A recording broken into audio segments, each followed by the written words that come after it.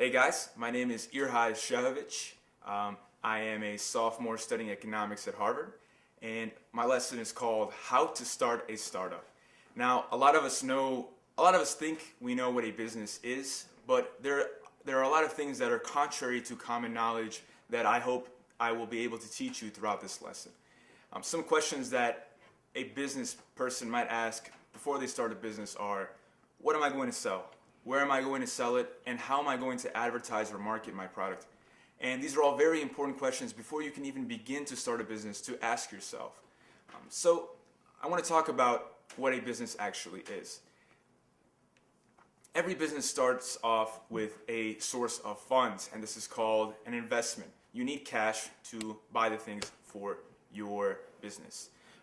In this example, I'm going to be using a common business called a lemonade stand. And it is one of the first businesses that a person will make in their life. So, to start our lemonade stand, what do we need? We need to buy things for the lemonade stand, and this will require that starting capital, the starting funds, which is called investment. Where can we get investment?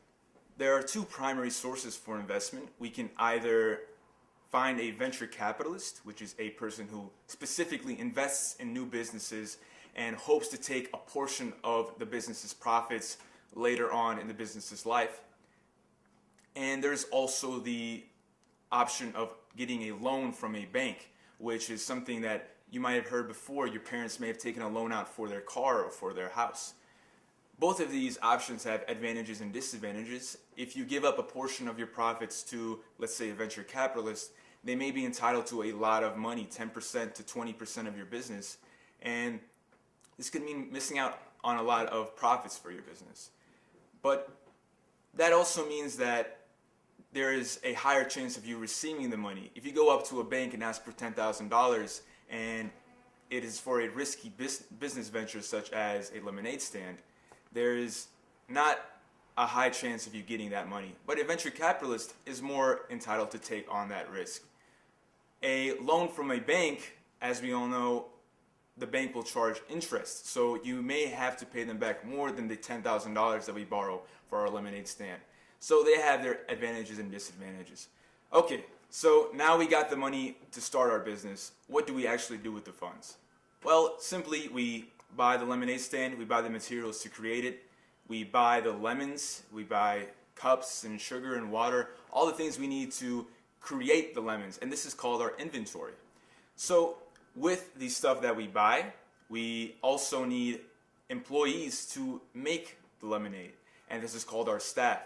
So once we invest money in our location and our inventory and our staff, what happens now? They make the lemonade, they sell, and we let the business run.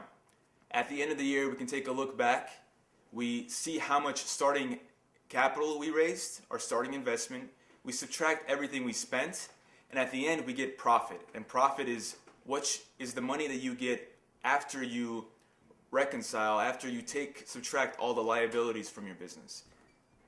Hopefully, we have some profit and we've made some money, because the point of a business in the end is to make the entrepreneur some money. So now that we've gone over a short intro of how a business works, you want to start thinking for yourself, what kind of business do I want to create? What do I want to sell? So as an entrepreneur, you have two options basically for creating a product. You can either create something that's never been invented before, a completely brand new revolutionary product like the iPhone, or you can find a product that's already on the market and try to improve and try to fill a space in the market with one of your own creations.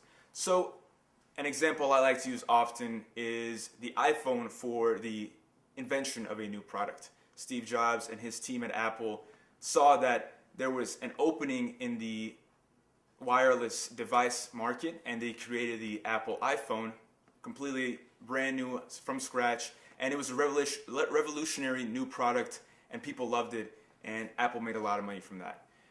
But also, an example I like to use for finding a space in the market through an already created industry is Southwest Airlines. The founder of Southwest Airlines created an airplane company in an already very saturated, very full market of airline companies.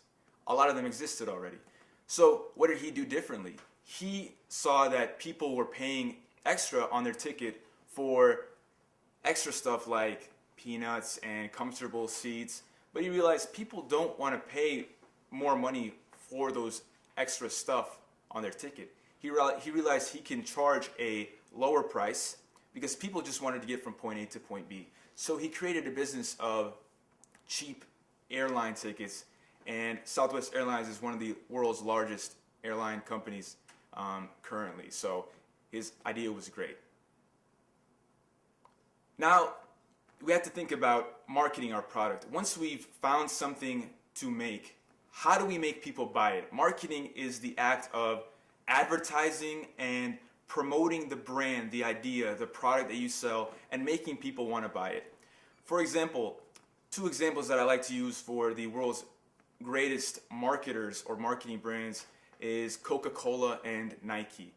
Coca-Cola uses the color red and uses the images of a polar bear to kind of make people have the image of Coca-Cola in their mind. When you turn on the TV and you see a Coca-Cola advertisement with condensation dripping down on the bottle, it makes you thirsty. It makes you want to get a Coke immediately. And that's the power of their marketing, their brand.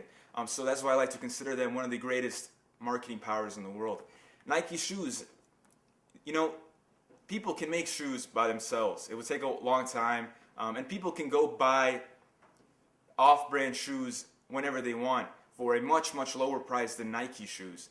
But it is through the power of advertising and marketing that people think that Nike shoes are very cool. So, and I see my friends wearing Nike shoes, so I want to go buy Nike shoes.